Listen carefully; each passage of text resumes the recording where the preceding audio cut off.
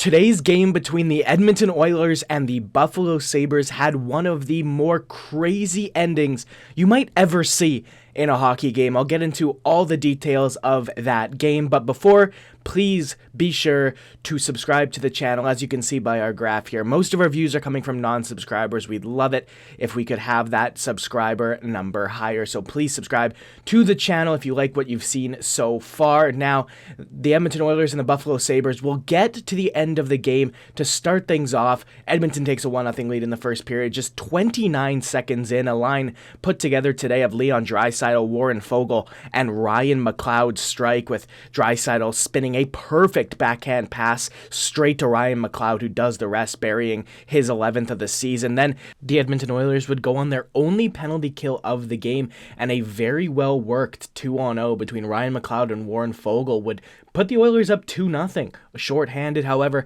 later in that very same power play, Tage Thompson would find a way to muscle home his shot from the slot through traffic, through the legs of Stuart Skinner. That made it 2-1. There was no scoring in the second period all the way till the third, and that's where Sabres defenseman Jacob Bryson would shovel a backhand shot that beat Stuart Skinner over the glove. You could see him almost get it there with his arm, but it goes off his body and into the back of the net. A little bit of a weird one to tie things up at 2, and that would send the game to overtime, and that's where the craziness would occur.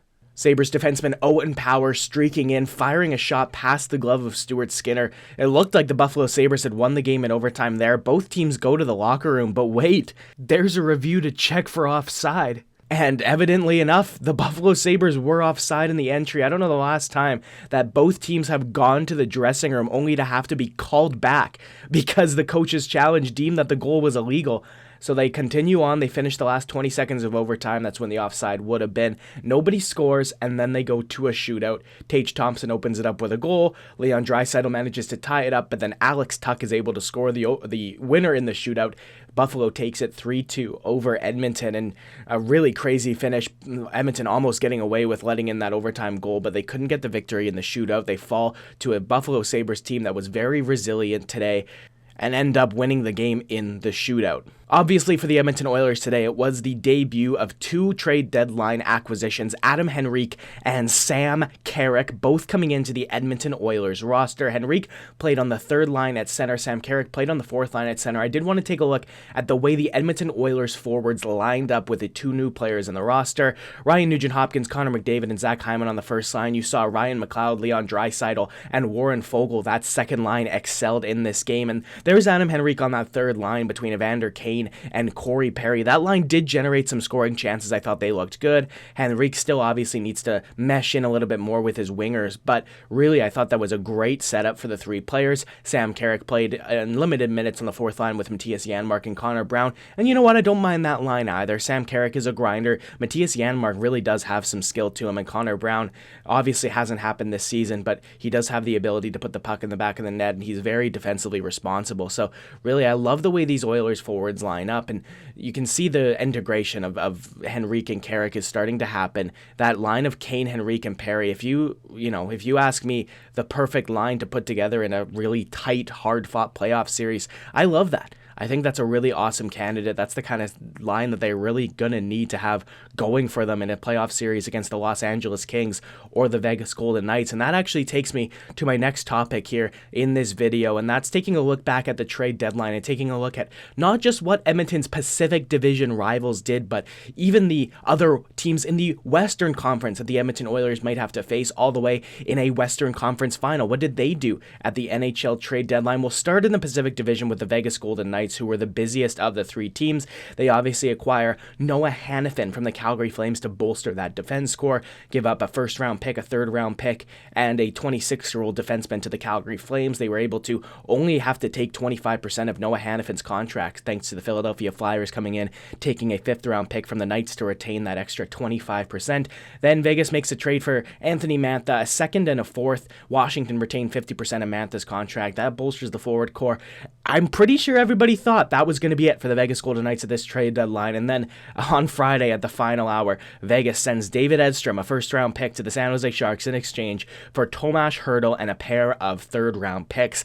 You know, every year at the NHL trade deadline, there's one of those trades that just kind of comes out of nowhere. You didn't see it coming. And for the Vegas Golden Knights, they make that trade, and it's a big fish. Tomas Hertl is an excellent centerman, and he's going to do nothing but help that Vegas Golden Knights forward core. So that's one divisional rival that really beefed up at the trade deadline. The Edmonton Oilers are really going to be scared of in the NHL playoffs, because Vegas, as much as they've struggled down the stretch, these are three big acquisitions for them that should help that team right the ship a little bit. Obviously, the Vancouver Canucks made their move in late January to acquire Elias Lindholm from the Calgary Flames. Vancouver was inactive after that, but the Edmonton Oilers, obviously, they get Adam Henrique, Sam Carrick, and Troy Stecher, who was not in action today. He will be in the Oilers' next game. He actually had an interesting interview with Gene Principe in the second intermission, said how happy he was to be an Edmonton Oiler. But you take a look at that Vegas Golden Knights team now with those new acquisitions, and it's pretty easy to take a step back and say, well,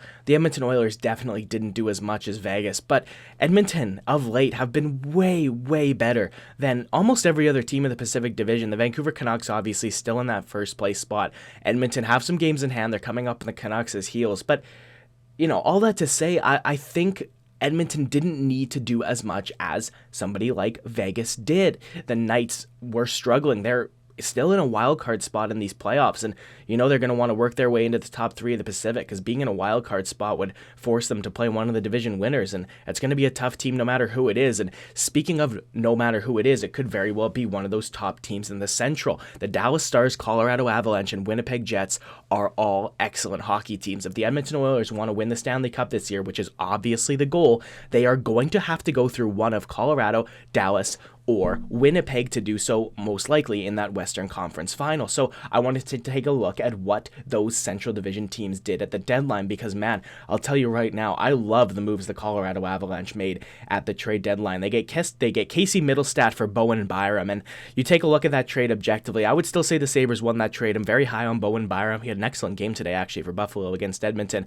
but Casey Middlestat fills that need for the Colorado Avalanche. They've been desperately needing a second line center. Ryan Johansson did not do it for them this season. Ross Colton, much better suited to a third-line center role. They fill that need with Middlestat, and they're able to move Johansson. They move him with a first-round pick to the Philadelphia Flyers in exchange for Sean Walker and a fifth man. Walker has been a revelation this year with the Philadelphia Flyers, and he will yet again further solidify such a strong defense for Colorado. They make two more trades for depth forwards. They get Yakov Trenin from Nashville and Brandon Duhaime from Minnesota. Two more trades that Avs fans are not going to complain about one bit. Two very excellent bottom six forwards for Colorado. Then we're going to take a look at what the Dallas Stars did. They obviously made the one major trade. It was back on February 28th to acquire Chris Tanev from the Calgary Flames. Yet again, that's a very strong Dallas Stars defense core that just got a whole lot stronger. They used the New Jersey Devils to help retain 75% of Tanev's contract to fit him in under the cap, and perhaps the busiest team in the Western Conference on the deadline day itself was the Winnipeg Jets, making two big moves. We'll start, of course, on February 2nd. They got Sean Monahan from the Montreal Canadiens in exchange for a first and a third. But then on the deadline, they get Colin Miller to solidify their defensive depth. As much as Colin Miller might seem like a little piece, don't forget, it was Nate Schmidt and Colin Miller that made an excellent defense pairing in the Vegas Golden Knights' inaugural season. Nate Schmidt hasn't quite been at that level since then. Neither has Colin Miller make that. But they're going to be reunited with the Winnipeg Jets. Is there a chance that they reunite that defense pair and rekindle some of that magic they had in that first year in Vegas? It'll soon to be seen. Now, the Winnipeg Jets also go out. They get Tyler Toffoli from the New Jersey Devils, and they pay a relatively low price to do so. Just a second and third round pick for Tyler Toffoli at 50% retained from New Jersey. And then Winnipeg also gets Monahan on February 2nd. So that bolsters the Jets a little bit too. I actually do think that the teams in the Central Division overall did a better job at loading up at this trade deadline than the teams in the Pacific. Obviously, the Edmonton Oilers, you look at the teams in the Pacific, they know they are more likely than not going to have to go through two of Vancouver, Vegas, and Los Angeles, whereas if you look at the Central Division teams, if the Edmonton Oilers are going to go on a run to the Stanley Cup final, they would only likely need to beat one of them. It would come in the third round. So You can read into the fact that maybe the Central Division teams, especially the Colorado Avalanche to me, who still have KHL phenom Nikolai Kovalenko joining the team at the end of the season, are probably the team that look the strongest on paper thanks to their new additions. But the Edmonton Oilers got what they needed. They needed defensive depth. They got it in Troy Stecher. They wanted another middle six forward with some skill who can score to bolster that group. They got it in Adam Henrique. And then they got Sam Carrick, who's a nice fourth liner, can do a lot of the little things right. So overall, did the Edmonton Oilers have the most successful trade deadline? Did they get stronger? No, they didn't in comparison to the other teams in the Western Conference, but I really don't dislike what the Oilers did. They moved their first rounder that will likely be at the back half of the first round in a draft where the end of the first round isn't quite as good as it usually is.